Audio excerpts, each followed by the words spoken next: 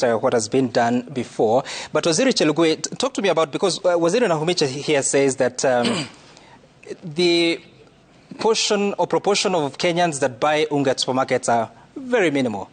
But they are Kenyans, isn't it? Right. If you look at the cost of production of maize flour, it is not just about the raw material. There has to be the input costs. There has to be the production cost in terms of the cost of energy. It has gone up. If you look at the fuel that we are talking about, transportation has gone up. So really, this question has not been answered by the government. And if it has been answered, not as far as it had been promised. Thank you, Sam. When you talk of cost of living, you look at what do Kenyans require to sustain their livelihood.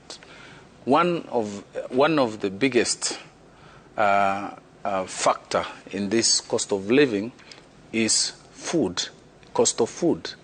And food, you talk of what is our staple food, as she says, is maize, ugali. Majority of our homes are taking ugali. Some of them taking mudokoi, some of them taking githeri. All these are food products from maize. Now, government at the onset identified this as a key challenge facing many Kenyans, facing this government.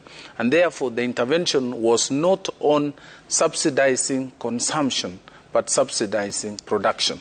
So that effort, what was done through KNTC, that was done by National Cereals and Produce Board, registration of farmers. I participated actively through the cooperative movement to register farmers. Today we have 5 million farmers who are engaged in production of maize and other products. Right. So as we speak today, I believe if you look at the statistics, by the way, even though many Kenyans are making a lot of, I've had them on TV, making noise about the cost of living. But when you look at the statistics, Kenya is 46.6% lower than UK in terms of cost of living, and 54% lower in cost of living than the US compared to US.